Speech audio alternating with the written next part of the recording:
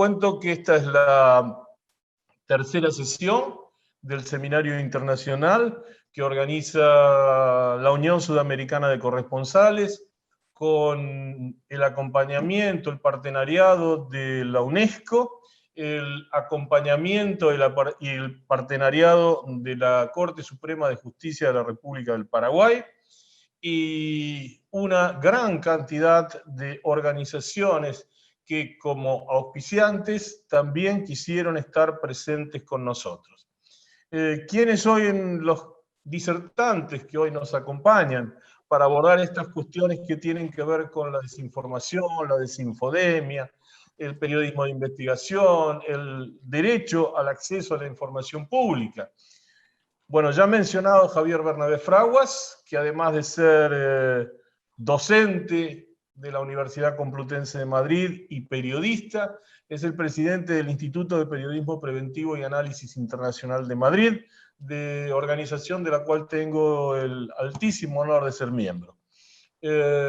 Augusto dos Santos, que, bueno, tendría que pasarme una buena cantidad de horas explicando todo lo que ha hecho en su vida Augusto dos Santos, y que hoy es el director periodístico del grupo La Nación de Paraguay y es mi jefe. Así que no quiero avanzar demasiado porque tengo que cuidar el trabajo, obviamente. Además es un querido amigo. Y Mauricio Weibel Barahona es, sin duda alguna, el periodista de investigación más importante que tiene América Latina hoy. Lo digo en este sentido porque afortunadamente tal vez mis hermanos chilenos en poco tiempo más se podrán sacar de encima la Constitución que hace posible aún que el dictador gobierne desde la tumba, pero Mauricio es además el presidente de la Unión Sudamericana de Corresponsales. Tiene mucho para contar, ha escrito recientemente un manual a pedido de la UNESCO para que los colegas y las colegas entiendan de qué se trata esto del periodismo de investigación y que puedan avanzar con modelos de intervención muy claros y muy sintéticamente explicados. Muchas gracias a todos por estar acá, muchas gracias a todas por estar acá y por ser el hombre de mayor edad. Augusto dos Santos, te escuchamos. Bueno, buenas noches y buenos días. ¿Cómo están? Gracias por el tiempo. Probablemente el comentario que voy a hacer es el que no esté directamente centrado a lo conversado en todos estos tiempos, pero no he querido dejar de aplicar este comentario a eso que uno tiene de experiencia, ¿no? Porque así como me tocó ser responsable de comunicación de un gobierno, hoy en día me toca ser responsable de un medio de comunicación, su ámbito periodístico, y quiero unir ambas cuestiones para tratar de analizar cuál ha sido hasta hoy el desafío del manejo del tema COVID a partir de la comunicación de gobierno en Paraguay, y sospecho que con síntomas bastante parecidos en la región. Augusto, ¿tenés algún inconveniente con tu micrófono? Que muy probablemente cuando te acomodaste o acomodaste el equipo, quedó con un falso contacto, entonces se escucha con un volumen muy bajo. Ok, trataré de corregirlo a continuación. A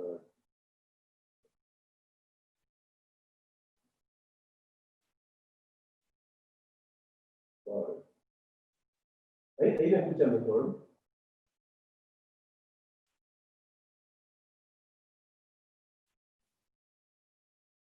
No, se escucha igual, Augusto. Probá un poco de nuevo. ¿Vos estás con auricular y con micrófono colgante? Sí, no, estoy sin micrófono. Ahí sí, ahí sí. Ahí vamos. Creo que Ok, estamos. sigamos, dale. Ok. La comunicación de gobierno, decía, estaba en crisis, ya estaba en crisis, desde la irrupción de un fenómeno impertinente para sus viejas aspiraciones unívocas, como han sido las redes sociales. Estas redes que son capaces de pulverizar un discurso presidencial a poco de iniciado, las mismas que ya son expertas en saltar todos los tiempos de chequeo informativo propio de los medios tradicionales, las mismas que provocan incertidumbre de contener lo más sublime y lo más abominable sin descansar un domingo. La comunicación de gobierno ya estaba en crisis por su desafío de responder desde lo macro a los múltiples micros de cada minuto. Solo piensen por un momento que hasta el nacimiento de la red mundial de Internet, los gobernantes debían saber que tenían 20 horas para diseñar una respuesta hasta la próxima edición del día siguiente. Hoy en día, en 3 horas, una novedad es una pieza de museo. La comunicación de gobierno ya estaba en crisis porque la confianza en los gobiernos está en crisis. Las etapas nupciales que en el pasado duraban un año o más, hoy se planifican para 100 días con inmensa suerte, todo lo cual termina provocando que una gran planificación de comunicación como fenómeno proactivo acabe funcionando como una compañía de bomberos. Carísima, pero de bomberos al fin. En concreto, la comunicación de gobierno ya estaba en crisis desde la eruptiva multiplicación de las fuentes de información y de operaciones de prensa sobre los gobiernos y en general en contra de ellos, ante cuyo volumen las posibilidades que tienen los estados se puede comparar al procedimiento de combatir un tsunami con un paraguas. Entonces llegó el COVID. Existe un factor que puede servir para entender el por qué muchos gobiernos, como el del Paraguay, han generado tan deficitaria reacción comunicacional que bien se podría decir hubiera sido mucho más perjudicial si no fuera por la enorme predisposición de los medios privados y comunitarios en colaborar para ponerse el hombro a la tarea preventiva. Lo que trataré de diagnosticar, probablemente con la pobreza que me es natural, cuáles son los factores que han convertido a los gobiernos como el paraguayo en una deficitaria a la desinfodemia. Todo se resumirá al final en un concepto: el paulatino abandono de los gobiernos, y en particular el de Paraguay, de sus compromisos con la comunicación educativa, o si se quiere pública, o si se quiere para el desarrollo, y su migración a los brazos de la cada vez más seductora oferta del marketing político, que ha venido para decir a los gobernantes cómo mejorar sus números, pero no cómo dialogar con los ciudadanos. Por defecto, los gobiernos se convirtieron en comunicadores de imágenes y perdieron en gran medida su capacidad de contacto directo con los miembros de la comunidad, invirtiendo todo en procesos de mediación. En el Paraguay, el Ministerio de Salud demoró meses en reaccionar con algún spot preventivo que hoy en día nadie recuerda, mientras los medios privados y comunitarios fueron mucho más creativos y pujantes en instalarse desde la perspectiva de la acción social empresarial en un caso y desde la acción comunitaria en otros, con piezas educativas y hasta programas especiales.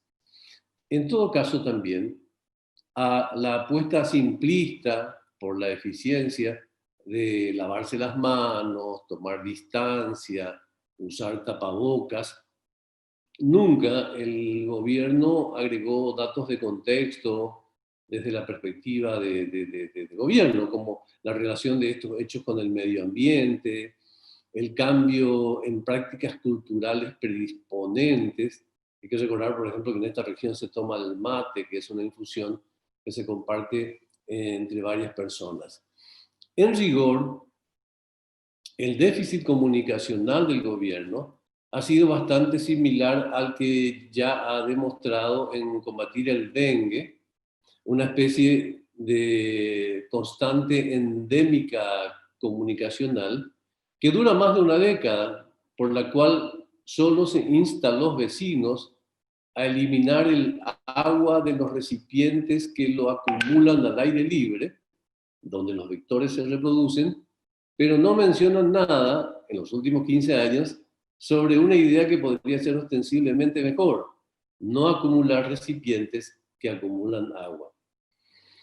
Un verdadero poema a la eternización de las contingencias y la negación de los planes de reparación estructural de un asunto es el que se vive tanto en las estrategias de desarrollo como en las estrategias comunicacionales y se evidencian en estas crisis. Siempre pongo como ejemplo a la comunidad de Enterprise en Alabama. Allí cultivaban algodón hasta el año 1918, pero era imposible seguir porque la plaga del picudo entonces era absolutamente insuperable, intratable, inevitable. Y los agricultores sencillamente dejaron de cultivar algodón y empezaron a cultivar maní. Y sus pobladores encontraron en tal cultivo la clave de su desarrollo. Hoy, al llegar a tal pueblo, se puede ver un monumento al picudo, y no se llama de esta manera, sino se llama monumento a la prosperidad. Se trata, por tanto, de cómo una forma de superar un problema estructural es el cambio de prácticas culturales. Eso ha sido extremadamente difícil de plasmar en materia comunicacional en el gobierno de Paraguay y en sus políticas de comunicación. Ha sido una dramática falencia que hasta hoy sabe decirnos todos los días el gobierno cuántos enfermos nuevos hay, cuántos difuntos surgen por día, con una extraordinaria puntualidad, okay, a las 9 de la noche todos los días, pero no han aprendido a inquietarnos sobre cuáles son las fórmulas para seguir viviendo pese al COVID. Probablemente existen dos asuntos que son muy transversales y compartidos entre la salud y la comunicación. La primera es la semiótica, que es una disciplina mediante la cual los doctores saben leer los síntomas y mediante la cual la comunicación sabe leer los signos, los símbolos. El segundo asunto es la frecuencia, como en ambas tareas lo urgente, lo asistencial o lo contingencial le roba todo el aire a lo estructural con mucha frecuencia. La comunicación de gobierno tiene mucho que aprender de este año COVID.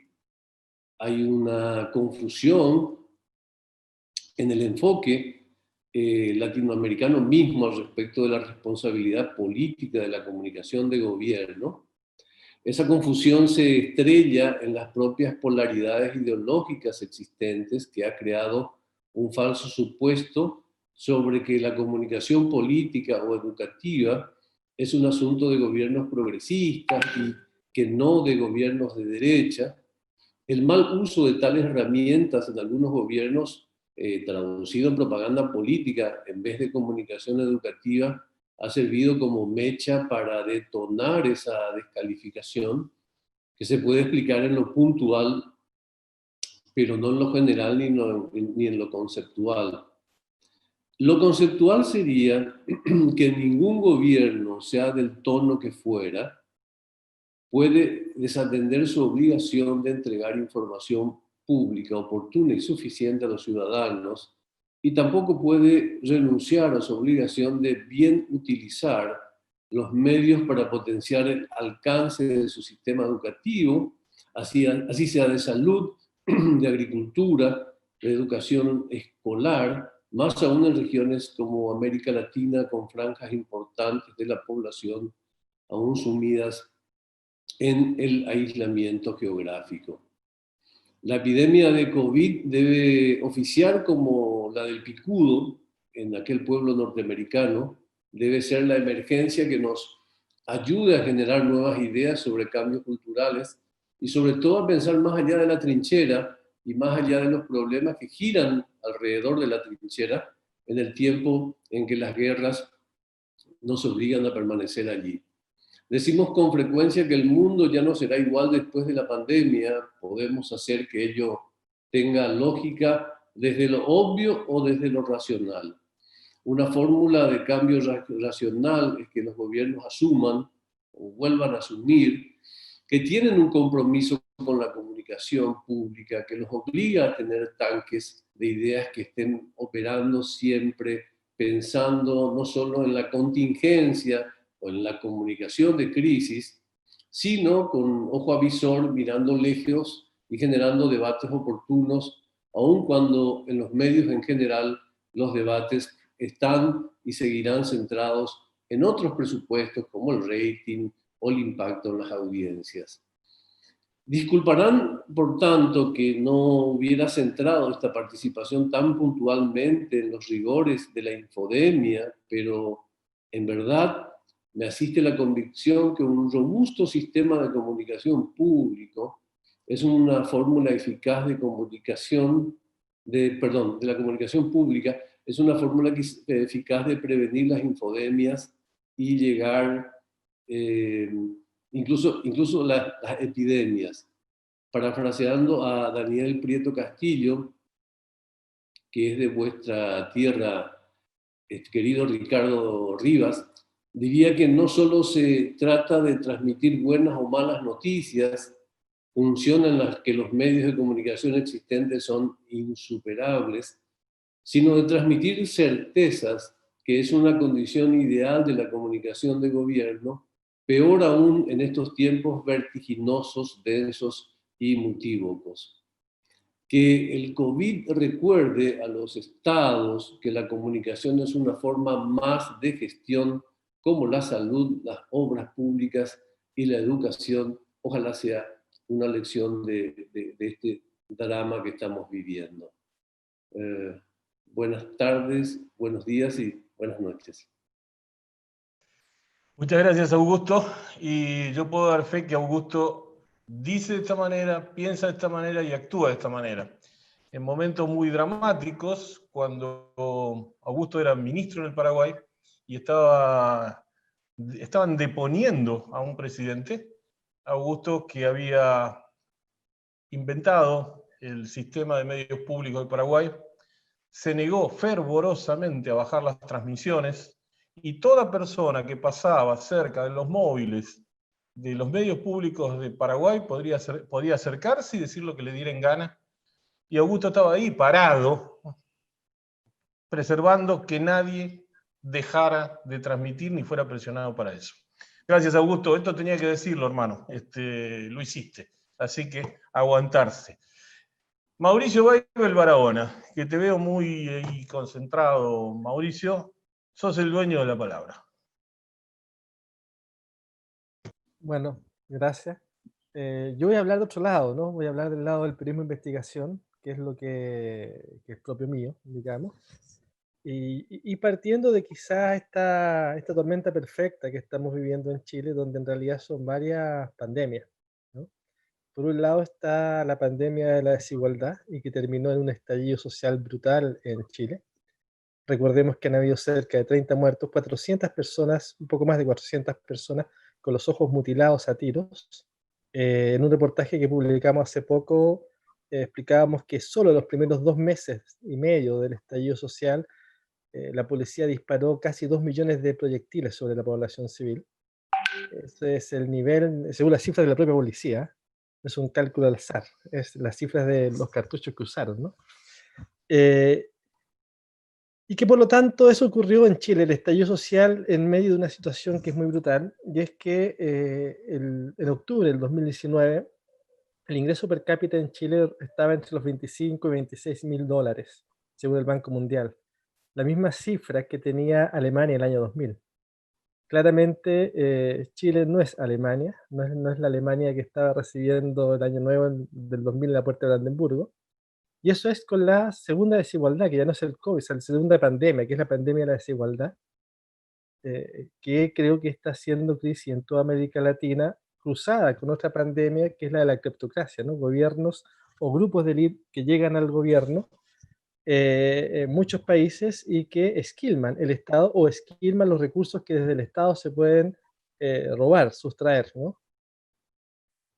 Y para hacer eso se requiere la pandemia de la desinformación, ¿no? La única forma que tenía Piñera, que llegó a tener un 4% de apoyo en el peor momento, o sea, en el peor momento de la crisis política y social, fue apelar a la desinformación, fue apelar a la guerra de la Internet, del Twitter, apelar a intentar de alguna forma destruir, confundir, eh, en fin, hacer inviable la situación. Hoy día mismo estamos a solo 10 días del plebiscito que va a definir si los chilenos votan por derogar la constitución de Pinochet o por mantenerla.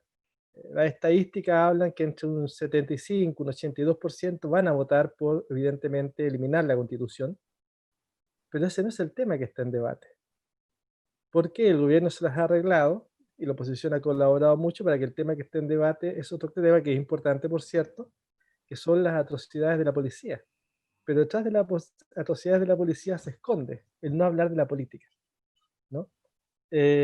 Por lo tanto, creo que ahí plantea el tema de cómo desde el periodismo de investigación somos capaces de instalar los temas de la agenda pública.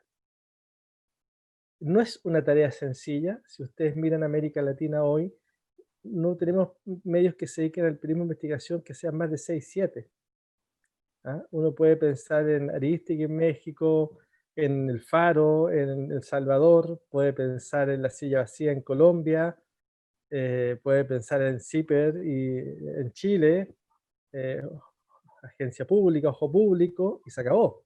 No hay mucho más. Hay medios que hacen esfuerzos por investigación, La Nación en Costa Rica, el periodismo de datos, en fin, pero no es más que eso. Entonces tenemos una situación muy dramática en que en América Latina, de todos los países, tenemos 10 medios que en forma estable y consolidada y permanente se dedican a hacer periodismo de investigación.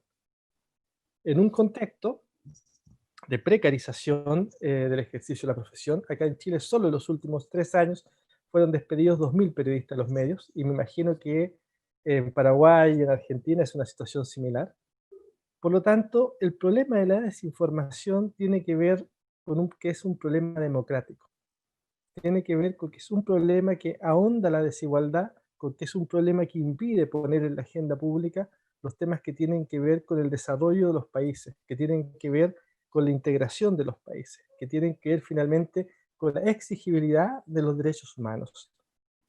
Porque, y aquí voy a agarrarme de alguna vez de una persona que me lo dijo, en el fondo la libertad de expresión es el más preciado de todos los derechos humanos porque es el que nos permite exigir los demás. Sin libertad de expresión no podemos exigir los otros, ¿no? Y en el fondo la desinformación lo que hace es justamente impedirnos hacer esa exigencia. Acá en Chile, imagino que quizá en otros países también existió, pero acá en Chile fue muy dramático, el gobierno escondió los muertos. Porque el gobierno quería que prontamente la gente volviera al trabajo. No querían hacer cuarentena. Entonces se escondieron 3.500 muertos, que fue otro de los reportajes que hizo CIPER del Bien que trabajo, ¿no? Mostrar que lo que el gobierno tenía eran 3.500 muertos menos en sus estadísticas públicas de los reales, ¿no? Entonces ahí está el valor del periodismo de investigación. Después de ese reportaje, que hasta entonces el ministro de Salud tuvo que renunciar y evidentemente se aceleraron las medidas de cuarentena, ¿no? Pero creo que ese va a ser el valor del periodismo de investigación en Chile hoy y en América Latina después. Lo que estamos viendo con lo que pasa en Trump, con lo que ha pasado en el Brexit, etcétera, son campañas masivas de desinformación donde los medios se hacen eco de ellas, son arrastrados por ellas y donde en el fondo el periodismo de investigación, que es de donde yo me estoy parando, va a tener la misión, va a tener el desafío ya de poder decir esto es cierto, esto no es cierto, ¿no? Y no es un desafío fácil, es un desafío que implica muchas horas de trabajo, muchas horas de investigación, y que en el caso de América Latina además está atravesado por un problema grave de seguridad en muchos países, no es el caso quizás de Chile, Argentina, pero si es un tema en México, es un tema en Colombia, es un tema en la Amazonía, en Salvador, ¿no? En los últimos 10 años son 200 los periodistas asesinados en la región, ¿ya? En el marco de su periodismo de investigación, es una cifra brutal, en términos de promedio es más que los países en guerra, ¿ya? Y eso nos habla, en el fondo, de la necesidad de fortalecer el periodismo de investigación en América Latina. Por cierto, no es la solución ni es la panacea de todo, ¿no? Es un problema mucho más complejo el problema del desarrollo latinoamericano, pero tenemos que ser capaces de impulsarlo, de construirlo, y lo que yo veo es que estamos muy, muy atrás, que estamos mucho más débiles que hace 10 años. Hemos ganado en técnica, hemos ganado en redes, pero estamos corporativamente mucho más débiles. Eso. Así que no quito más tiempo y le dejo la palabra a Ricardo. Gracias, Mauricio. Yo estoy cursando un diplomado con la Corte Interamericana de Derechos Humanos, y ayer un compatriota tuyo, que es el juez de la Corte, Eduardo Villogrossi, nos decía y nos explicaba la relevancia de que podamos asumir la idea de la democracia como un derecho humano. Es decir, ya no la democracia como pensamiento, ya no la democracia como sistema de gobierno, sino democracia como derecho humano. Así que esto va en línea con lo que estabas mencionando. Seguramente en un ratito vas a tener preguntas, porque va a haber quienes te quieran consultar, así que te pido que no salgas corriendo para llegar a tiempo a entregar materiales, ni mucho menos. Damas y caballeros, todas y todos, Javier Bernabé Fraguas desde Madrid. Gracias, Javier.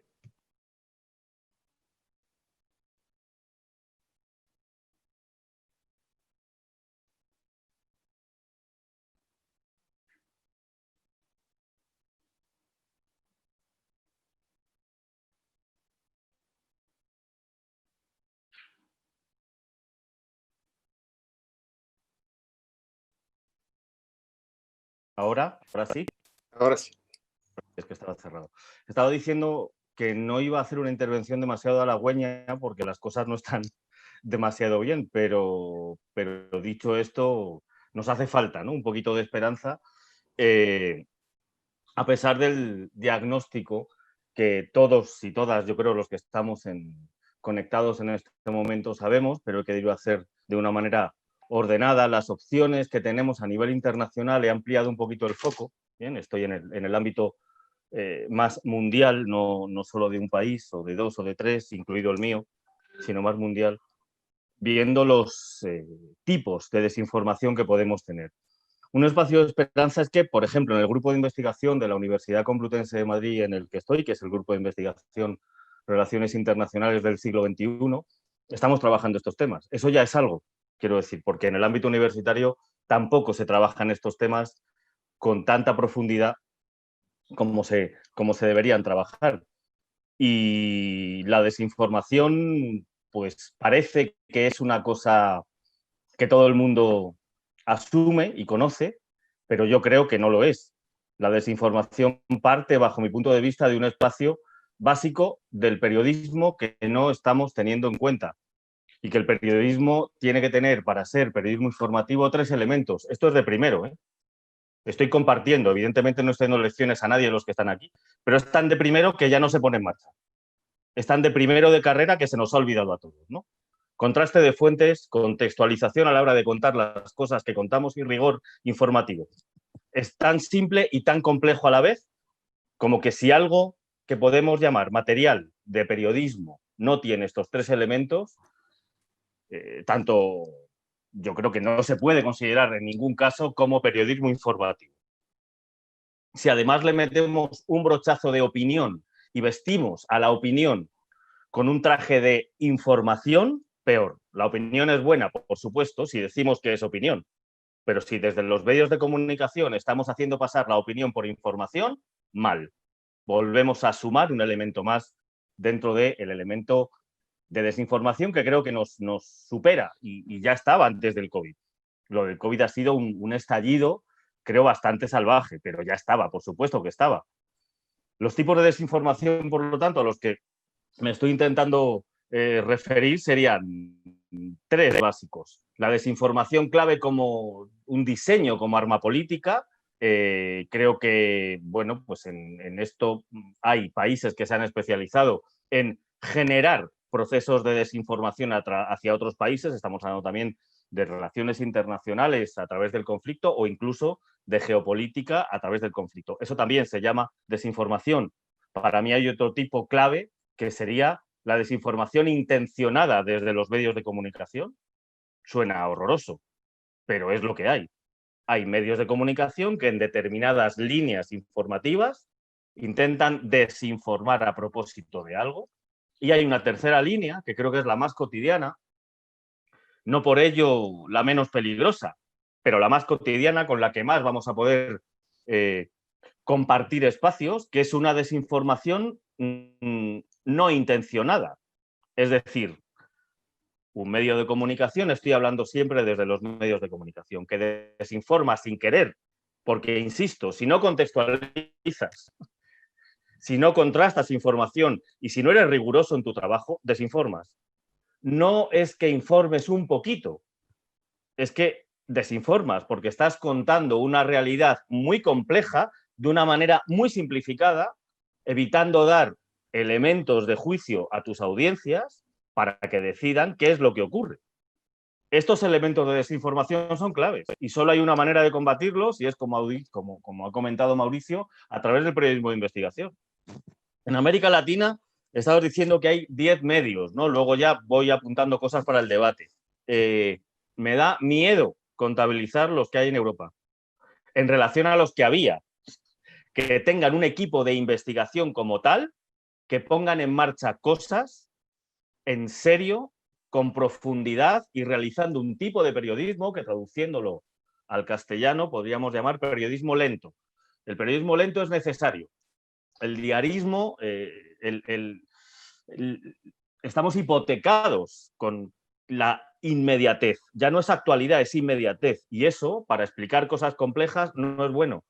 No porque bueno y malo sean categorías absolutas, sino porque no estamos dando lo que creo tenemos que dar a nuestras audiencias. Y así nos va. Tenemos audiencias cada vez menos informadas, a pesar de que hay una inmensa multiplicación de medios de comunicación desde hace 20 años hasta la actualidad. ¿Cómo es posible que tengamos a la población mundial más desinformada a partir del elemento de tener más medios de comunicación? Pues claro, evidentemente tenemos unos elementos que conforman esa desinformación que habría que combatir. Los resumo en una tipología de 5 elementos. Fuentes no contrastadas, informaciones que son incompletas, pero me las cuentas como si fueran completas. Insisto que no necesariamente se hace a propósito, pero si tú me cuentas una cosa incompleta como si fuera la totalidad de lo que me estás contando, me desinformas. No me informas un poquito. Me estoy haciendo la imagen de un país muy chiquitita, por poner un ejemplo, a partir de la información que me llega sobre ese país, si es limitada, cuando ese país es mucho más amplio. Y la obligación desde los medios de comunicación es informar. Es que se nos olvida. La obligación no es opinar. Opinar está estupendo. La obligación es informar.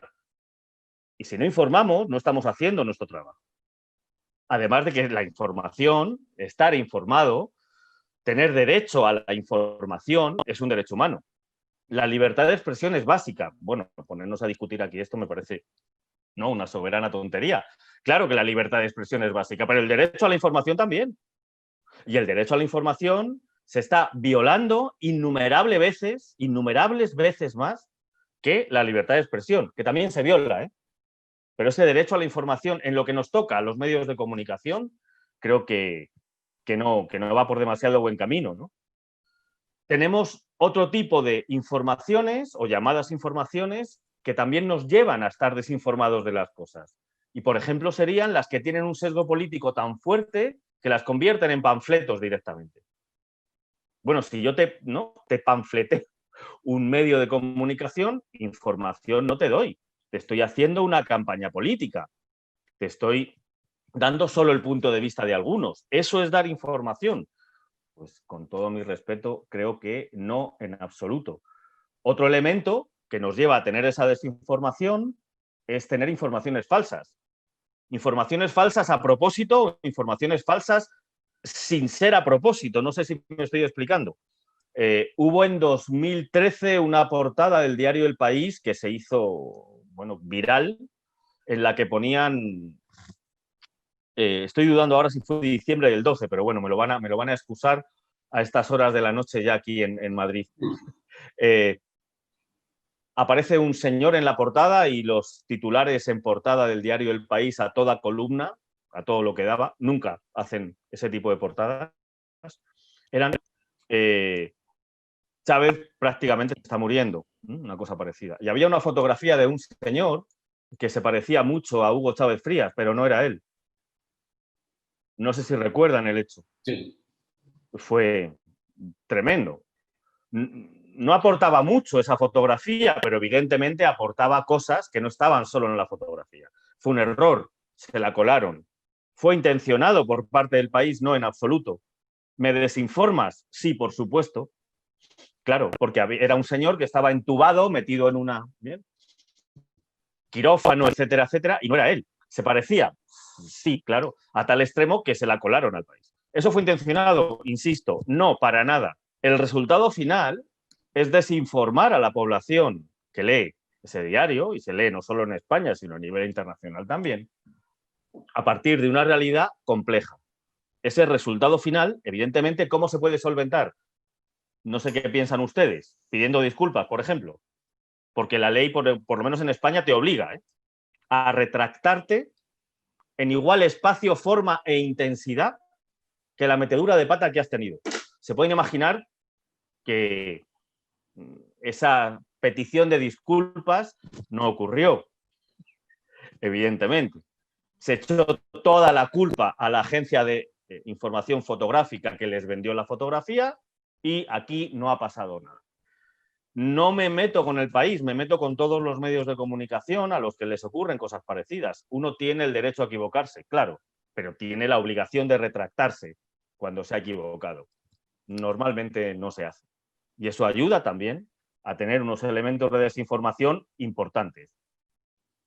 Y otra línea de trabajo, ¿no? Otra parte periodística que ayuda a tener desinformación es cuando las informaciones que damos no tienen especificado ni el origen, de dónde vienen, ni la temporalidad, cuándo se tomaron. No sé si, creo que sí, me siguen todos los que estamos conectados, ¿no? Es decir, utilizo una fotografía, un video, un algo y no digo de dónde viene. Hasta tener, evidentemente, a la población engañada con imágenes que no son ni del momento ni del lugar que se dice que son en esa información. ¿Eso es informar un poquito? No, eso es desinformar. ¿Eso no tiene repercusión? Aquí no pasa nada. No, eso tiene repercusión. Porque si sumamos todo lo que estoy diciendo, y quiero ir terminando ya desde el principio de mi intervención, lo que logramos es, insisto, queriendo o sin querer, generar un ataque a la democracia a nivel internacional, bajo mi punto de vista, demoledor, pero muy poco visible. Demoledor, pero muy poco denunciado, porque se hace poco a poco, se hace despacito, como la canción, ¿verdad? Y tan despacito que no nos damos cuenta que estamos sufriendo unos ataques ante los que hay muy pocas vacunas.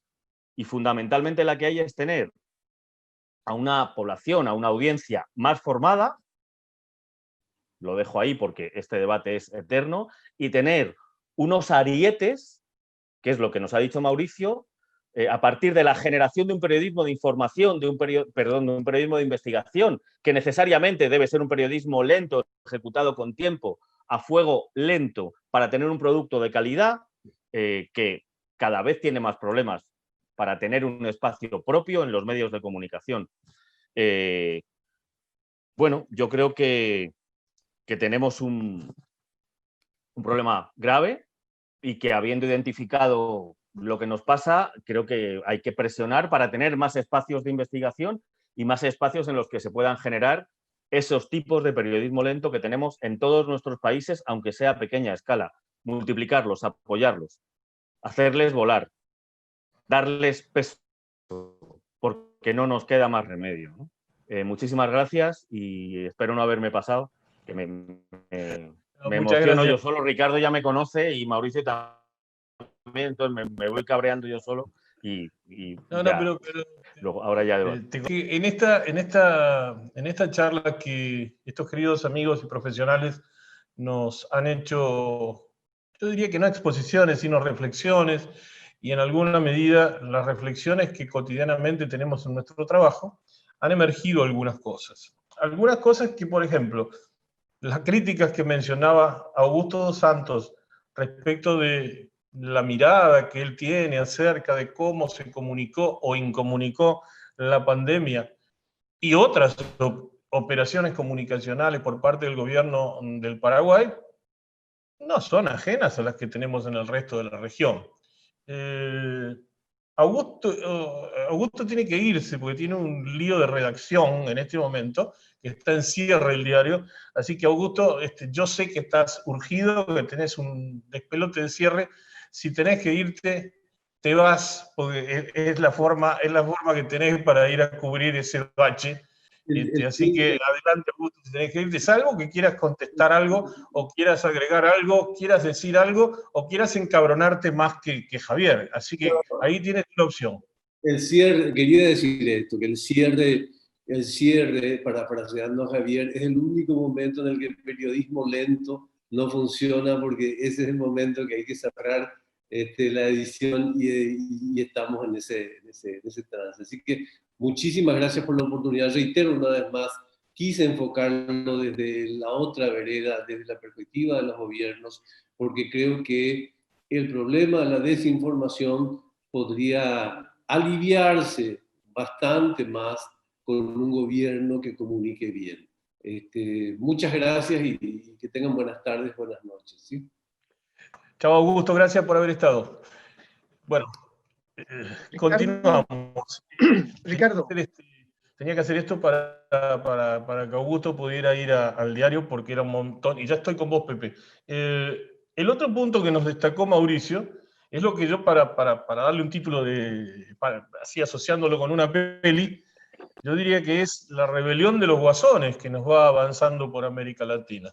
Y que esto no es poca cosa, creo que casi todos los que estamos aquí o vimos el guasón o Joker, como quieran llamarlo, pero lo hemos visto, y es eso lo que estamos viendo en América Latina. Cuando el protagonista del guasón dice, ¿y quién me va a dar ahora la medicina porque yo soy bipolar? Nadie. ¿Pero quién me va a atender? ¿Con quién voy a poder dialogar? Nadie. Y el tipo sale de ahí, bueno, ¿cómo quieren que se sienta? ¿Cómo quieren que se sienta?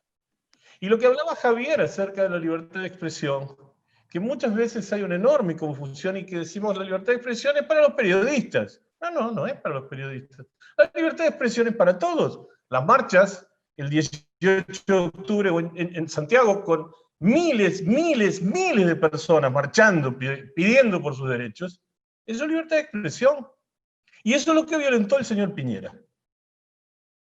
Entonces, cuando estamos hablando, y bien la observación de Javier, estupendo recuerdo, porque hay muchos que lo tenemos con nosotros, pero es un estupendo recuerdo, sin libertad de expresión no hay otros derechos humanos, porque no podemos pedir por ellos. Pepe. Sí, nada más, Ricardo, para también comentar que en los comentarios, valga la redundancia, que tenemos en el chat, nos están diciendo que se están conectando desde diversos países, desde Honduras, hay gente de Honduras, gente de España, de Paraguay, de Argentina, de varias ciudades del interior de Paraguay nos están diciendo, y estamos agradeciendo por esa conexión, y también ya hay algunas preguntas al respecto de las disertaciones que hemos tenido. Si te parece, aquí hay una pregunta directa para Javier, pero que me imagino también le arderá la mano a nuestro amigo, bueno, Augusto se nos fue, pero también le arderá la mano, digamos, a nuestro otro, hace un periodismo lento, de una extensión importante cuando la media de atención es inferior a 3 minutos por artículo. Y eso nos hablan todos los días en Internet, que la media de atención cada vez está más reducida. ¿Cómo se hace un periodismo lento en este caso? Javier nos pregunta. Bueno, si yo tuviera la respuesta magnífica, la compartiría con mis amigos. Pepe, a ti no te conozco, ya te conozco, te considero amigo. Pues a Ricardo, a Mauricio, nos ganamos el Nobel, ¿verdad? Y a correr. Bien, esa es la clave. Evidentemente, si no se ha dado con ello, fácil no es, porque ahora mismo los medios de comunicación no se consumen, no es que no se consuman en papel, ¿no? Digo, diciendo obviedades, evidentemente no se consumen en papel. En papel yo creo que va a quedar para unos románticos, no creo que desaparezca del todo, va a desaparecer en los kioscos de prensa, pero creo que se va a poder comprar, ¿no? De manera de impresiones digitalizadas, el papel, bueno, en eso va a quedar. Los medios tampoco se están consumiendo a través de una pantalla de ordenador como en la que estamos, los medios se están consumiendo a través de esto. Y por lo tanto la clave es cómo y cuánto puedes leer en un pantallazo de teléfono celular. Esa es la clave. Y por lo tanto la cuestión es que ese periodismo lento, por supuesto que se puede hacer. El periodismo lento no necesariamente implica 15 páginas en un reportaje, ¿de acuerdo? Implica hacer periodismo de una manera más lenta. Es decir, yo no me puedes pedir una actualización cada 15 minutos de algo y hacerme creer que eso es serio. O sea, es que no lo puede ser en la vida. La lentitud en la elaboración hace que tú tengas un producto que por supuesto puedas meter aquí porque es nuestra realidad y sin esta realidad estamos muertos. La cuestión es cómo lo hacemos. Un texto frío, ¿cuánto lees en un celular pasando el dedo? Si es un texto frío, tendrá que ser un texto con hipervínculos, donde podamos darle a un clic y tener un audio, donde podamos darle a otro clic y tener un video de 20 segundos. ¿Cómo he seleccionado ese video? ¿De manera inmediata? No. ¿Cuánto he tardado en hacerlo? Mucho tiempo. Ese periodismo lento, más de peso, más de fondo, no tiene por qué ser vinculado en absoluto, y me niego rotundamente a ello, a un periodismo aburrido. No, tiene que ser atractivo.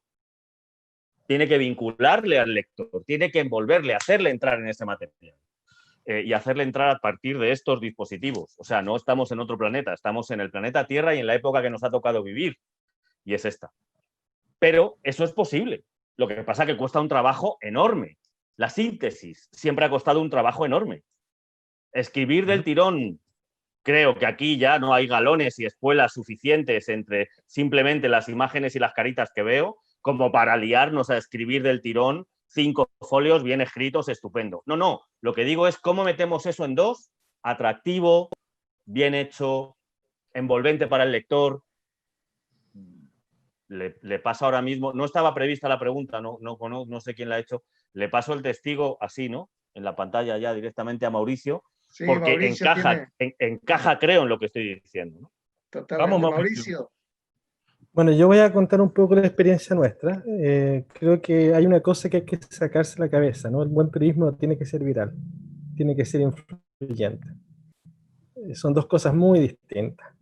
Así que tratar de poner las lógicas de los medios digitales y del espectáculo en el periodismo de investigación, eso no tiene sentido, ¿ya? El periodismo tiene que ser influyente, y tiene que ser influyente en lo que produce desde el punto de vista histórico, de la importancia histórica de su investigación y del punto de vista político y social. Yo voy a hablar de mi experiencia, no quiero decir que hay una cosa universal. La investigación me tocó a mí destapar, encontrar los archivos secretos de la dictadura. Esa fue una investigación de años, donde me tocó leer 100.000 oficios, 100.000 páginas de oficios secretos. Y bueno, eso en periodismo de investigación no se traduce solo en un artículo, se traduce en libros, se traduce en artículos, se traduce incluso en una presentación museográfica, ¿ya?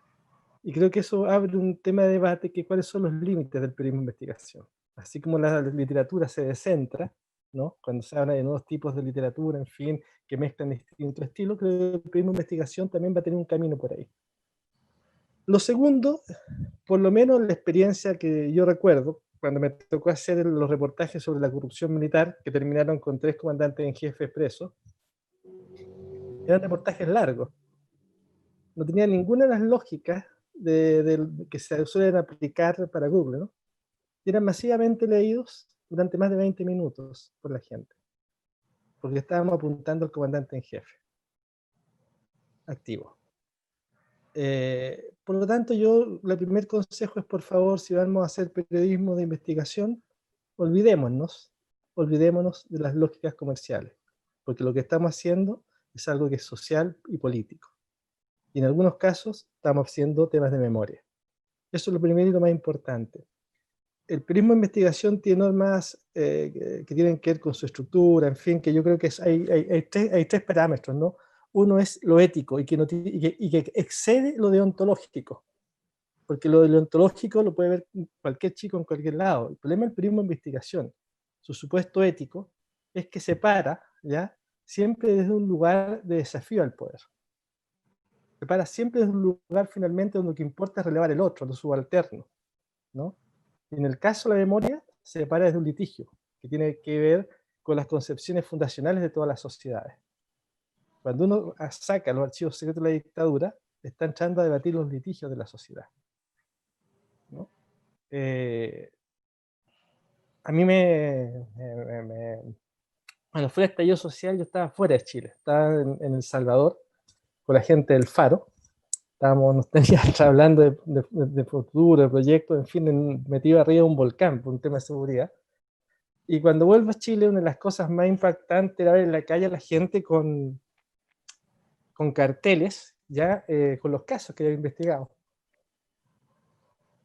Entonces eso es fuerte. Yo creo que el periodismo de investigación no puede caer en la tentación del espectáculo.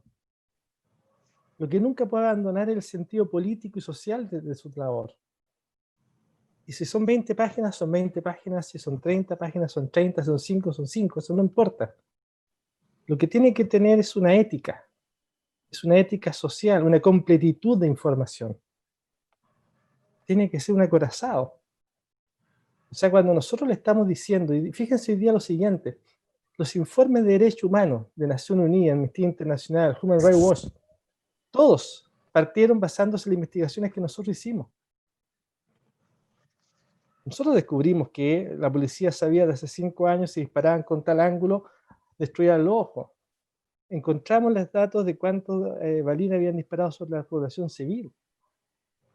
Entonces, el periodismo de investigación, por favor, no lo metan en las lógicas de la Internet, porque la única lógica del periodismo de investigación es la del poder, que no es una lógica del poder que tenga que ver con querer estar en el poder, no, con la lógica de poner los temas que tienen que ver con la simetría de poder. Y eso en América Latina es central, y por eso es tan dramático que no tengamos medios que se dediquen en forma permanente al periodismo de investigación. CIPER, y el caso chileno, no es un caso que funcione, es el caso que aquí tenemos. En Chile existen, yo diría que 2, 3 medios que hacen periodismo de investigación. El más consolidado de mucho tiempo es CIPER, que lo encabezó Mónica González, que sí es la periodista más importante de América Latina. Y CIPER solo publica noticias que son grandes reportajes. No hay día a día. Eso uno lo puede discutir y puede estar a favor o en contra, pero CIPER solo publicamos grandes reportajes. 1 al día, 2 o 3 a 4 a la semana, depende de lo que haya. Y yo creo que eso hay que recuperarlo. Pero es muy complejo, porque implica un costo humano, un costo económico, un costo en todo sentido enorme, ¿no? Yo no tengo una receta, solo les digo lo que nosotros hacemos. Y lo que hacemos es investigar en profundidad y en los máximos detalles. No tenemos otra forma de hacerlo, ¿no? Y creo que el gran desafío, sí, de América Latina en el futuro va a ser cómo somos capaces de crear grandes redes de periodismo de investigación, porque la corrupción es transcontinental, es transnacional, ¿no? Ahí está Lavallato, Odebrecht, ¿no? Y nosotros lo seguimos enfrentando desde la precariedad de los países. Eso, y perdonen que me haya extendido quizás más, pero es mi tema. Mauricio, tengo ahí saltando en su máquina a Javier que quiere hacer un comentario, quiere agregar. Adelante, Javier.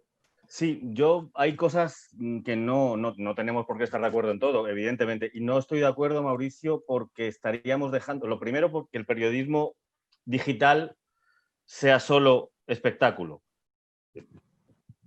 en absoluto. El periodismo digital tiene unos medios potentes, tú has mencionado antes alguno, de hecho, ¿no?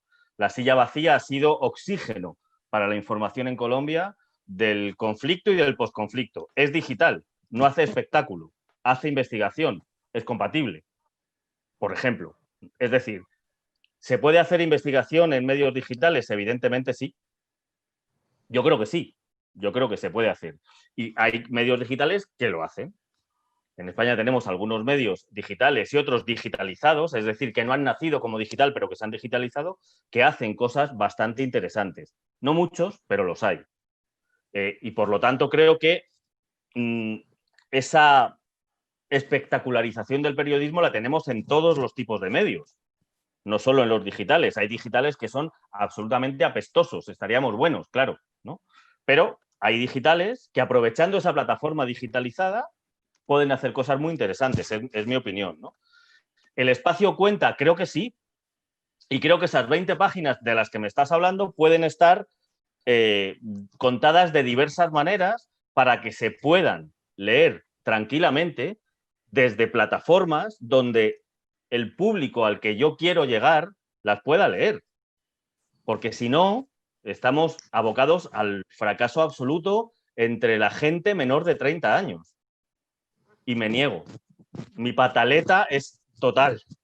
Me niego a no poder llegar a ellos haciendo buen periodismo. Es decir, creo que se puede llegar a ellos sin en absoluto hacer espectacularización, que va a costar trabajo, pero que en algún momento hay que empezar. En algún momento hay que empezar. Y que, por supuesto, que hay que acostumbrar a leer cosas espaciadas. Claro que sí, pero a leer cosas espaciadas con elementos que las pueden hacer atractivas. No tiene nada que ver, ¿eh? Nada que ver con perder seriedad, en absoluto. No estoy hablando, bueno, y creo que los que me conocéis, o sea, nada más lejos, ¿no?, de mi enfoque periodístico que el espectáculo.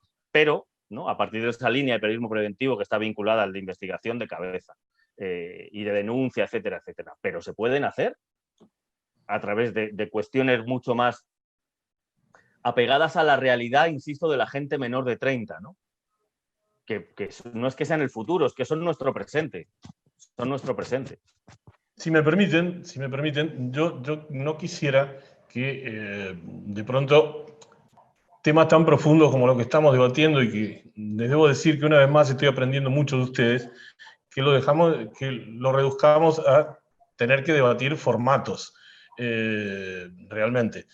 Creo que ambos están diciendo cosas muy parecidas, y la estoy viendo a Julia, que Julia es una colega becaria del Knight Center.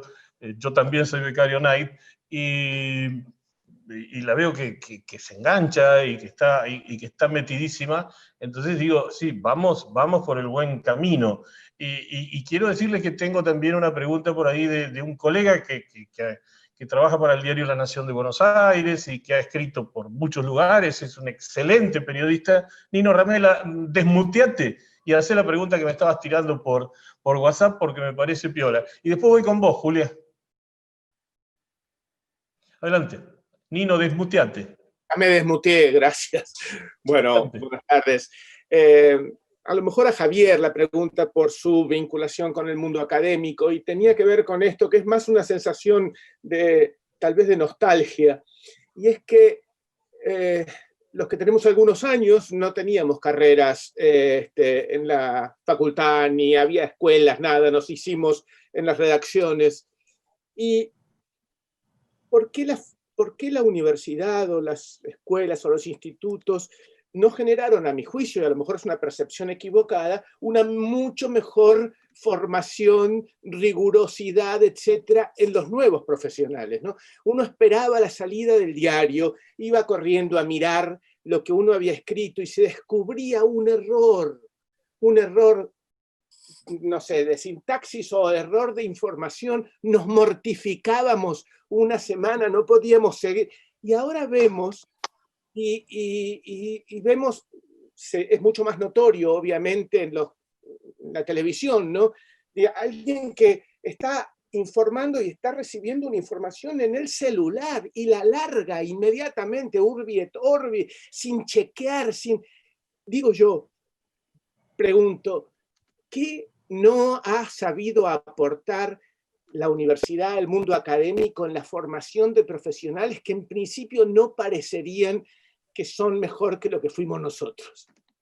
Esa es mi pregunta. No, no es que no sean mejor, Nino, es que no voy a poner adjetivos. Porque si pongo adjetivos, Zoom probablemente me veta. Y si no, me veta Ricardo, quiero decir, ¿no? Vamos a ver.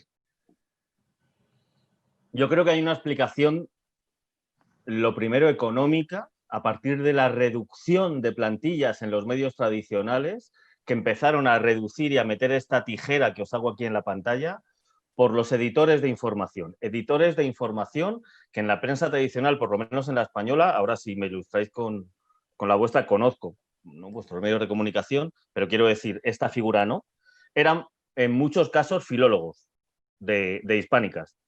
Bien, eran lingüistas, entonces corregían. La palabra es preciosa, editor, ¿no? Pero ¿tú qué haces? Corregir. Corregir a lo loco. Y además te generaban, ¿no? Porque yo también me he criado en redacciones, un cargo de conciencia, que es lo que has dicho, tremendo, ¿no? Eso ya no está. Esa figura ha desaparecido de muchos diarios y ya no está. Si además nos metemos en Internet, claro, la locura ya llega a unos estadios estratosféricos, ¿no? Hoy no sé si tengo algunos alumnos enganchados o no por aquí, porque pasé el enlace, se lo pregunté a Ricardo y me dijo que sí. Ahora os digo de qué, son mis alumnos muy brevemente. He hecho un alegato y una defensa cerrada, medieval, de las esdrújulas. ¿Bien? He dicho que las esdrújulas hay que quererlas como si fuera tu madre. Porque si pongo ejército en vez de ejercito, la estoy cagando. Y el canalla de Word no me corrige. Porque como las dos existen, y el problema, Nino, es que te da igual, que es lo que has dicho. Porque eso nos pasaba, coño, ¿no? Y era pero qué barbaridad he escrito, ¿no? Bueno, pues eso se ha ido perdiendo. Y se ha ido perdiendo porque yo creo que las facultades de periodismo, en muchísimos casos, han ido economizándose también. Es decir, teniendo una lógica económica. ¿Qué quieren los medios? Este tipo de perfil formo. Y creo que ha sido un error garrafal. Y lo digo desde dentro en este caso también. Ricardo me conoce muy bien en este perfil mío. He estado 21 años dirigiendo un título de posgrado en la Facultad de Periodismo. Ya no lo estoy haciendo. He pasado al enemigo del que ya soy parte y amigo, que es mi otro yo, ¿no? Esto era como ese personaje de Mazinger Z, ¿no?, que estaba roto en dos. Bueno, pues yo igual. Estoy en las relaciones internacionales. La asignatura que imparto, una de ellas, se llama Información y Comunicación Internacionales. Esta asignatura no se imparte en periodismo en la Universidad Complutense de Madrid. Hago un silencio dramático, ¿verdad?, para la grabación. ¿Por qué? Pues explíquenselo a los que se perdieron esa asignatura en las peleas de los planes de estudio. Pero se imparte en el grado de Relaciones Internacionales, que gracias a todo creo que tenemos un alumnado excepcional, y lo digo así de claro, muy consciente, muy informado, que evidentemente no va a ejercer todo el periodismo, pero parte de este alumnado de Relaciones Internacionales va a vincularse a partir de másteres y a partir de profundización en su formación como informador en el ámbito de la información internacional, exclusivamente internacional. Ese es mi trabajo. No sé decirte, Nino, dame 10 años.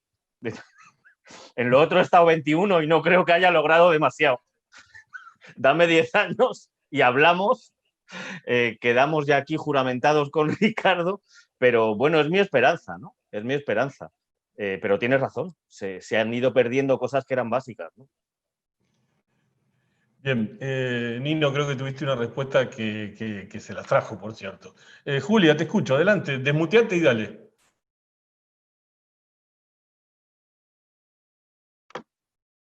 Bueno, buenas tardes. Perdonen, no tenía previsto hablar. Yo soy de Argentina, me formé en la provincia de Mendoza. Ya que están hablando ustedes de cómo nos formamos y qué aprendimos, Les cuento que yo empecé una carrera de periodismo, pero que después nos quedaba tan chica que la transformamos en una, bueno, fue una etapa muy, muy contestataria y de mucha posibilidad también de creatividad junto con los profesores, que eran nuestros aliados, y la pudimos reconvertir en una licenciatura en comunicación social, ¿no? De todas maneras, eso ocurrió en los 70, pienso cuánto tiempo ha transcurrido desde entonces, y con cuántos contextos diferentes nos hemos encontrado, con cuántas situaciones que nos han, con cuántos temas, con cuántos eventos mundiales que nos han afectado, que nos han tocado y que nos han ido modificando la esfera del lenguaje, la esfera del conocimiento, la necesidad de la investigación. Hoy a mí me parece, por ejemplo, respondiéndole a Mauricio, cuando Mauricio hablaba, creo que el periodismo de investigación es imprescindible. No se me ocurre que no podamos acudir al periodismo de investigación en ningún tipo de dispositivo ni en ningún tipo de medio en el que podamos trabajar o en el que al que podamos acudir con información. Creo que tiene que ser la investigación una base esencial y fundamental de cualquier argumento o de cualquier noticia que propongamos. Si bien reconozco que es una especialización que requiere un trabajo muy profundo, pero qué bueno cuando en un canal de televisión se menciona la investigación que ha realizado tal periodista, o se lo invita a que les explique, o cuando sabemos que empiezan a aparecer camadas de periodistas de televisión comercial, digamos, de los que aparecen todos los días, pero que están queriendo investigar y profundizar atrás de los hechos. Me parece que en eso por ahí yo ponía algunas expresiones, porque no creo que el periodismo de investigación tenga que ser relegado solo a algunos sectores, o solo tengamos que acudir a buscarlo, sino que bueno que el periodismo de investigación venga a nosotros. De todos modos, me parece que aquí se nos quedó un tema en el camino, no sé si es idea mía, pero que yo creo que había una convocatoria que tenía que ver con la infodemia, las fake news en la época de la pandemia y cómo se había producido el tratamiento de toda esta información con lo que empezó la persona de Paraguay que aquí estuvo, ¿no? Y me quedé pensando en esto y me quedé como que se nos escapó un poco el tema. Y solo quería acotar algo. A mí me preocupa que acusamos mucho, y es con verdad que los acusamos, a los gobiernos o a los estados de haber implantado desinformación o habernos dejado sin información y haber generado mucha confusión a lo largo de toda la pandemia. Pero es que yo también pensaba en la función que esta persona de Paraguay que se fue quería que el gobierno hubiera cumplido, que hubiera sido la de la educación para la salud. Y en realidad, tanto para informar como para educar para la salud, es decir, para modificar comportamientos, tenía que haber un insumo básico que era la información. Y yo creo que deberíamos también asumir con cierta humildad, dejando de lado las malas o falsas intenciones o encontradas intenciones de los medios o de los gobiernos, que en realidad sobre esto de la pandemia no había información clara de comienzo. Es decir, que el insumo esencial que era sobre el cual había que trabajar, en realidad no existía. Ha sido un insumo que aún hoy estamos tratando de armar determinados conceptos y determinadas, digamos, determinadas situaciones para poder comunicarlas. Hoy yo estoy investigando, por ejemplo, acerca de infancia y COVID, porque hay una tremenda confusión acerca de cuál es realmente lo que vincula al COVID con los niños, y qué papel y qué riesgo tienen los niños, y qué posibilidades de entrar en una nueva normalidad tienen los niños, y esto está dificultando cantidad de situaciones sociales, desde la relación con padres y abuelos, desde la relación con compañeritos, desde la socialización y desde la vuelta a la escuela. Lo pongo como ejemplo, ¿no? Y digo, y busco, y no encuentro. Hay muchísimo material que no se ha producido aún. No hay lecturas en exceso para fundamentarse. Y creo que el tema de lo que ha predominado es una oratoria de los números. Y la vez pasada me tocó participar en un conversatorio de Antofagasta, Chile, y hice una exposición acerca de esto, de las distintas oratorias de la pandemia. Y creo que nos ha tomado por exceso una oratoria de los números en la que hemos quedado todos sumidos y con mucha dificultad de interpretación de esos números. Ahora, el tema de la falsa información está afectando y nos está afectando. En la Argentina particularmente nos está empezando no solo a afectar, sino a infectar, porque además se están creando ahora como organismos del Estado para intentando paliar con censura solapada, intentos de mucha gente en los medios de poder elaborar, o en las redes, de poder descubrir las realidades que están por detrás de todo lo no dicho y de todo lo no informado, ¿no? Julia, y esto, nada más, ahí llegué. Gracias, Julia, y se nota que hemos compartido en alguna oportunidad a Dani Prieto Castillo, un capo, que fue mi profe cuando estaba maestrando y lo sigo queriendo. Lo sigo queriendo. Aprendí mucho de Dani y es de tu universidad, de ahí en la Universidad Nacional de Cuyo. Tengo una pregunta de alguien de España, Ana Rueda Moyano, que dice, en España, seguro que en muchos países más, ya existen medios que desmienten las fake de otros medios. Sin embargo, una parte de la población sigue creyendo en esas fake porque lo dicen sus dirigentes políticos. ¿Ha ganado en alguna ocasión la palabra del político por encima de la de los medios? ¿Quién contesta? Mauricio, Javier, estoy a disposición de ustedes. Acá dice Mauricio, o acá dice Javier. ¿Vamos? ¿Quién? Bueno, mira, yo creo que son cosas distintas. Cuando yo digo que el periodismo de investigación no tiene que ser espectáculo, es que no caigan las lógicas narrativas del espectáculo. Vale. Una cosa súper específica. Y con respecto a esto, sí, efectivamente, otro día veía un documental, se lo recomiendo, véanlo, El dilema de las redes sociales en Netflix. Ah, sí.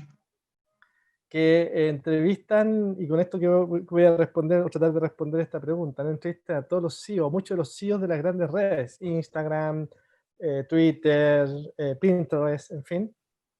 Y los tipos básicamente lo que cuentan es cómo han construido, en parte intuitivamente y en parte planificadamente, un sistema, una estructura de comunicación a través de la cual, en el fondo, la gente salía con lo que está cercano a su mirada, pero no la verdad. Entendiendo que la verdad no existe, ¿no? Y yo me quedo ahí con una frase que le hacen una pregunta que le hacen al CEO de Instagram. Entonces le preguntan a este tipo cuál es el temor más cercano, cuál es el gran riesgo cercano de las redes sociales en Estados Unidos. Y el tipo dice, mire, a corto plazo la guerra civil. Es brutal, porque en el fondo la pregunta tiene que ver con eso, y es que la gente cree lo que se le desinforma. La gente cree que lo que se informa porque tiene que ver con su identidad. Y los tipos ahí lo explican incluso en términos biológicos, ¿no? La gente cree lo que le hace, lo que necesita creer, no lo que es real. Y por eso es que se vuelve tan importante el tema del periodismo de investigación. De hecho, un contexto de muchas otras situaciones que se vuelve importante, ¿no? Pero creo que el problema que tenemos con las fake news es que en realidad lo estamos mirando como lo miraba Martín Barbero, ¿no? Estamos pensando que los medios median la realidad. Y eso no es así.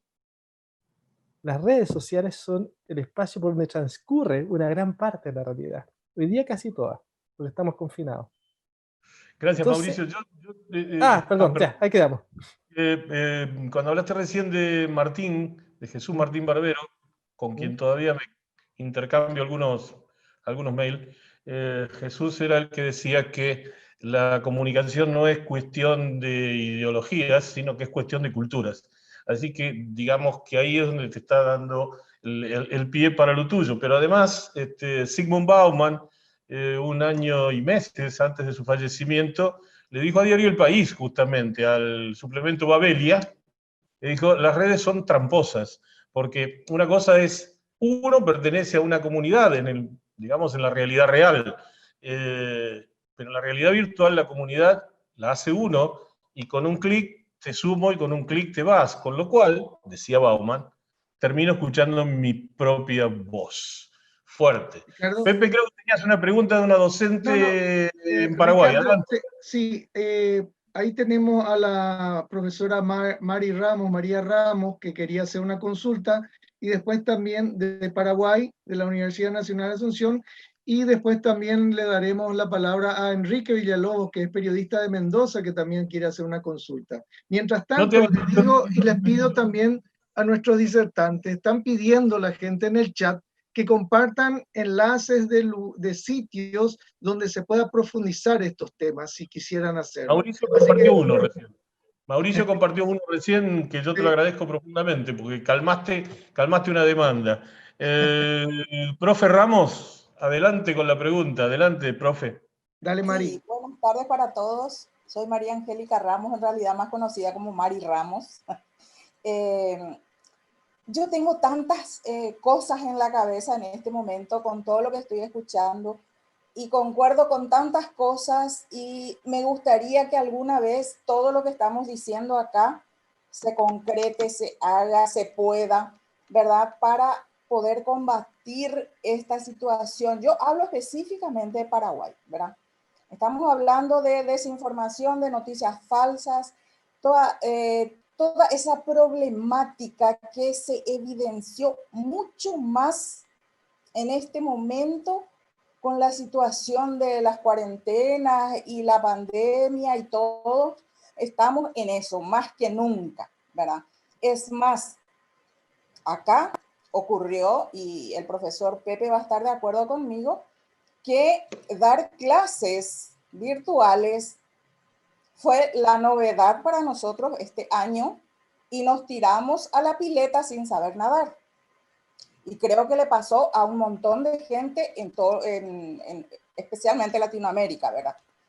Y estaba escuchándole al profesor hablar me encantó el concepto de periodismo lento, porque es algo que siempre estoy tratando de inculcar, de decirle a los alumnos, de reivindicar ese periodismo, ¿verdad? Que hemos perdido totalmente. Y aclaro, sigo hablando Paraguay.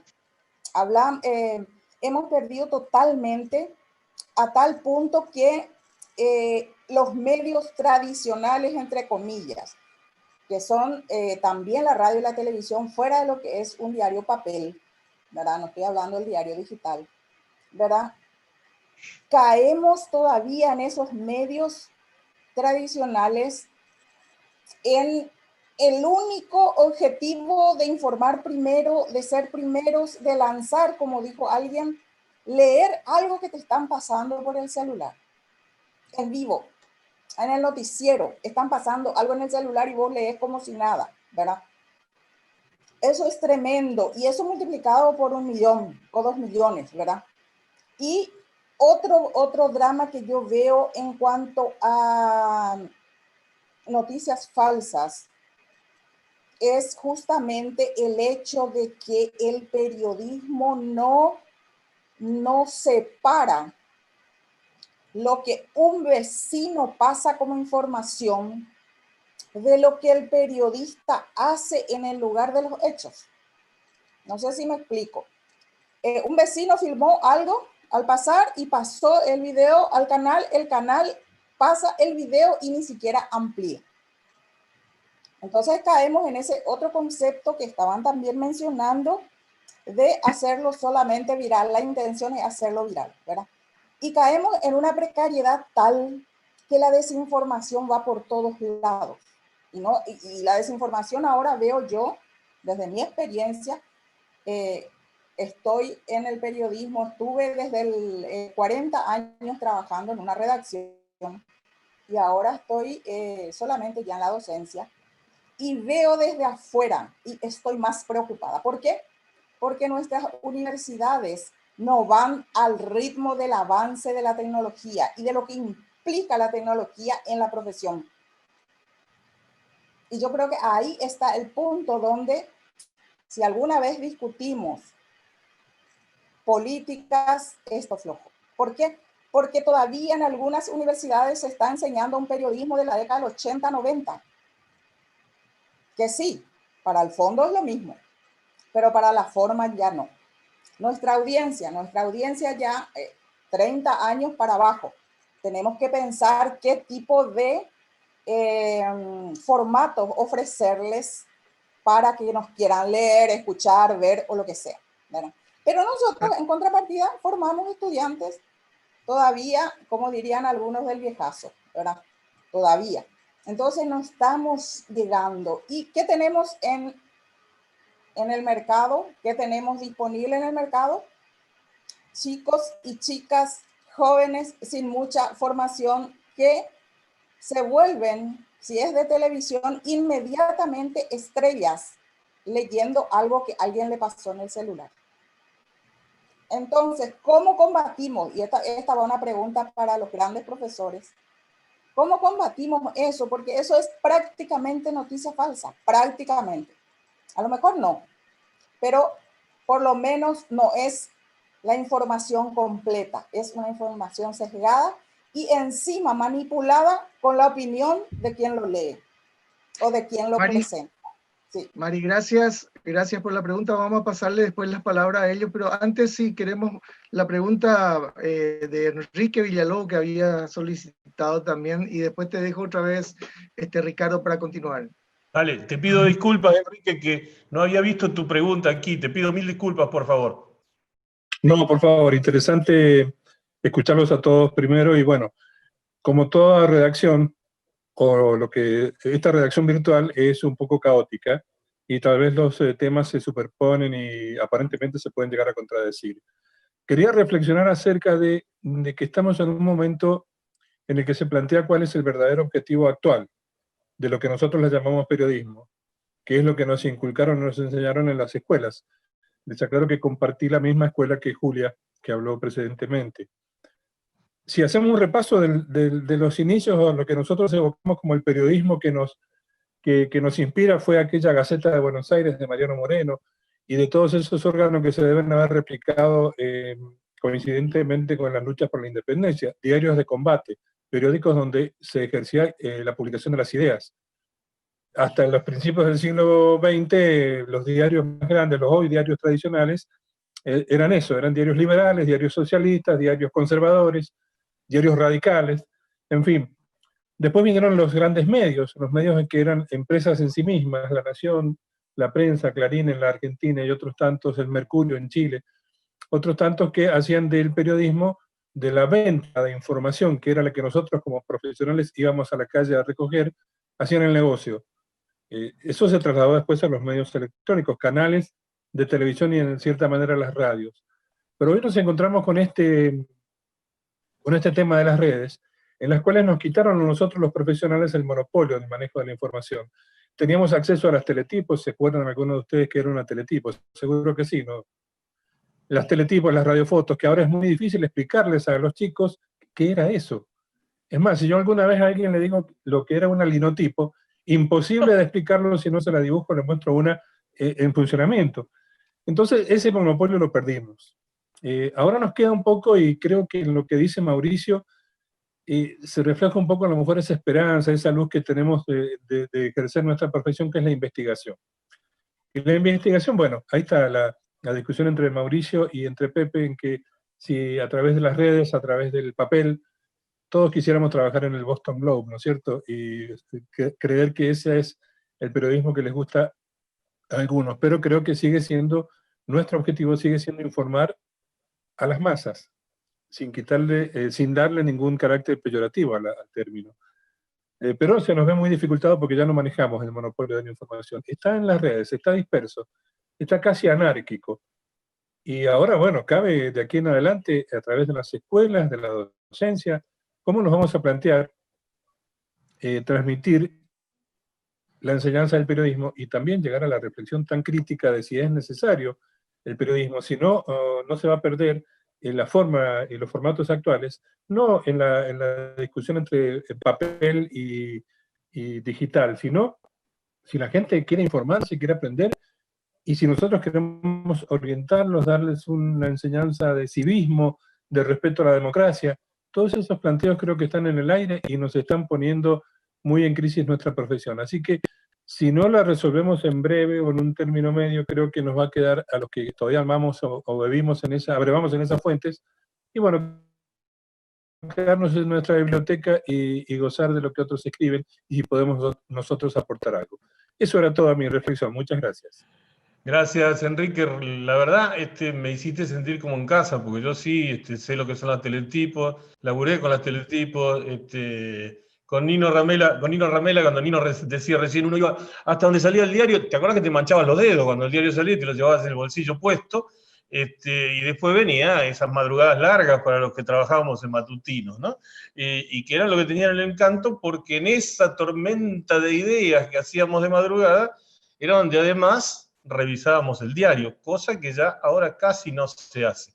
Pero bueno, te quedará claro, Pepe, les quedará claro a todos que se nos va pasando la hora y yo quisiera hacer algunos comentarios cortitos y de cierre. Cuando hablamos de fake news, cuando hablamos de falsedades, como es la tendencia que se está utilizando en las universidades francesas, hablar de falsedades, y que esas falsedades corren, les quiero comentar, quiero poner en común, algunos lo deben saber, que el MIT en los Estados Unidos hizo un examen muy profundo de noticias falsas y se llegó a la conclusión de que no son los bots, no son los trolls, sino los que más hacen circular con velocidad y rapidez las noticias falsas, aún sabiendo que son falsas, somos los humanos. Esto, digamos que es un golpe bastante duro para la humanidad, que teníamos como posibilidad de echarle la culpa a las máquinas, malditas máquinas. Bueno, parece que no es solo de ellos. El segundo punto es que alguna vez Kapuscinski nos dijo que quien no es buena persona no puede ser buen periodista. Y esto que parece un juego de palabras, diría que a mí me resulta sumamente importante, me resulta relevante, porque, a ver, cuando conocí a Mauricio Weibel, un día supe, visitando el Museo de la Memoria en Santiago de Chile, que la última vez que Mauricio vio a su papá, al Checho Weibel, iba para el colegio en un colectivo, subieron los carabineros y se lo llevaron. Y no lo vio nunca más. Y Mauricio me llevó hasta... Perdóname. Mauricio me llevó hasta el Museo de la Memoria y me dijo, ahí está mi viejo. Y era la única foto que tenía. Y cuando Mauricio se puso a hacer periodismo de investigación, jamás puso el odio, jamás puso la revancha, jamás puso la mala leche, y puso equilibrio, profesionalismo, y lo que Kapuscinski dijo, para mí, en ese día, empezó a tener sentido. Antes creí que era una propaganda. Gracias, Mauricio. Espera, Pepe, ya termino. Y sí, ya. En ese contexto, creo que es donde nos tenemos que posicionar. Nos tenemos que parar en que no todo es el contexto. Somos nosotros. Y somos nosotros los que dejamos correr. Y somos nosotros los que no verificamos. Y somos nosotros los que no nos preocupamos por el qué, por el quién, por el cómo, por el cuándo, por el dónde. Y que decimos que ya no nos sirve más la pirámide invertida. Y que decimos que ya no nos sirve más porque la gente está apurada y va para otro lado. Alguna vez dando una clase en la Universidad Complutense de Madrid, donde el querido Javier me ungió profe allá, para mí una sorpresa, y los chicos jóvenes me decían que los diarios ya no se venden y que el tema es que nadie quiere el papel. Entonces me ocurrió sacar de la galera un comentario. Digo, bueno, también está el e-reader y sin embargo se siguen vendiendo libros, y libros que son enormes, de 900 páginas, de 700 páginas, y se venden, y se agotan, y se hacen otras ediciones, y se leen, porque son buenos. E invité, y eso fue estruendoso, invité a los estudiantes y a quienes estaban escuchando a que reflexionáramos acerca de si cuando escribíamos en nuestros diarios, si acaso no estábamos escribiendo mierda. Bueno, los chicos aplaudieron, Javier se reía, pero creo que también nos pasa un poco de eso. Pepe, yo te invito a que hagas todo lo que quieras, que después nos vayamos al cierre y que les digamos a todos los que están conectados hoy que el miércoles próximo vamos a tener acompañándonos a la querida amiga y compañera Ginette Bedoya Lima, premio Guillermo Cano del 3 de mayo pasado y premio Pluma de Oro de la Asociación Mundial de Editores, una compañera y colega que tiene mucho para indicarnos, para enseñarnos, para compartir, y además una dirigente feminista que yo me siento feminista con ella, porque ella dice, no es hora de callar, y yo me hago cargo de ese no es hora de callar. Pepe, el micrófono es todo tuyo. Gracias, Ricardo. Justamente una de las cosas que quería mencionar es en nuestro próximo encuentro. Lo haré ahora recalcando que será el próximo miércoles 21. Vamos a tener información sobre la conexión de Zoom que gentilmente nos hospeda también la Universidad Nacional de Mar del Plata. Quiero recordar también que estamos transmitiendo a través de TV Justicia, gracias al apoyo de la Corte Suprema de Justicia, y que este emprendimiento con la Unión Sudamericana de Corresponsales es también parte de la organización la Universidad Nacional de Asunción a través de su Facultad de Derecho. Y lo que quisiera sí es dar la posibilidad a Javier y a Mauricio de, como surgieron unas preguntas finales, puedan tomarlas o hacer el redondeo que ellos quisieran hacer como para el cierre final de esta reunión, que entiendo yo todos saldremos satisfechos por lo fructífera y profunda que ha sido. Javier. Desmuteate, Javier, es el término que se usa ahora. No sé, tú. Ahí está. Se había vuelto rebelde el ratón, entonces no. Bueno, yo creo que deberíamos cerrar con un mensaje de esperanza, porque de lo que se ha hablado es vital para el futuro de las democracias de todos los países que estamos aquí representados. Suena muy fuerte, pero es lo que hay.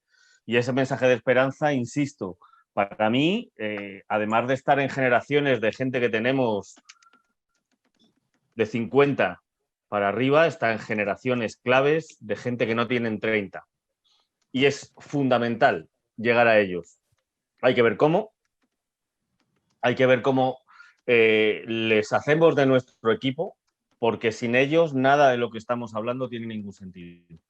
Va a ser la gente que sustente dentro de 20 años a todas nuestras sociedades. Ahora están en crecimiento para sustentarlas.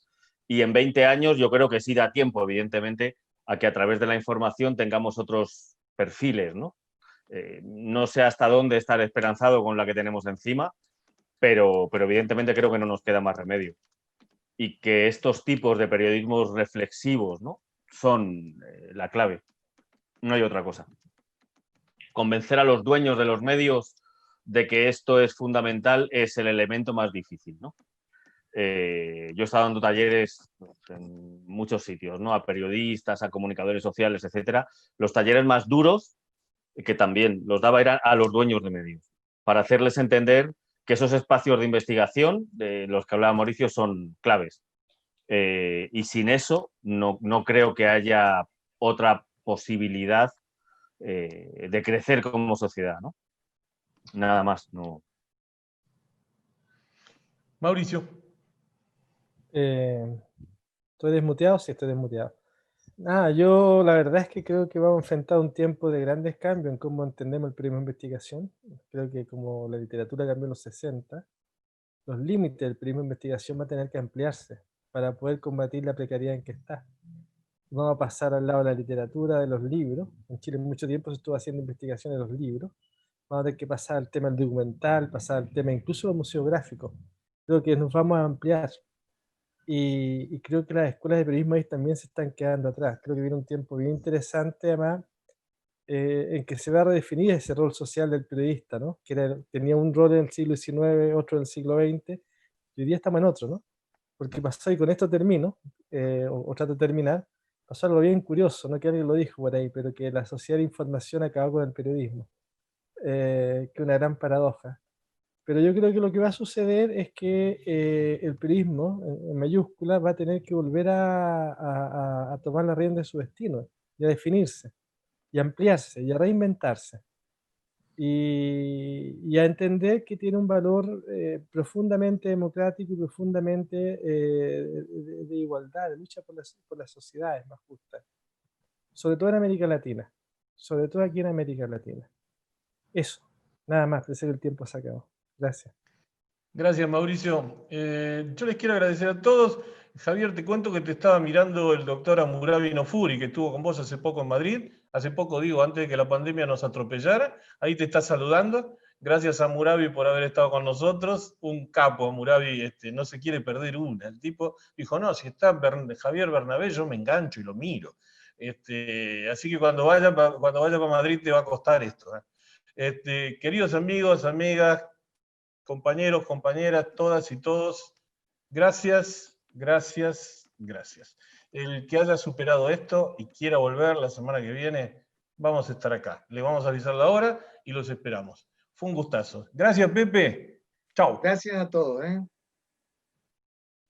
Chao, que pasen Gracias, bien. Ricardo. Cuando quiera nos podés sacar de la sala. Gracias, Javier. Gracias, Javier. Gracias a todos. Nos Gracias vemos. a vos, Mariano.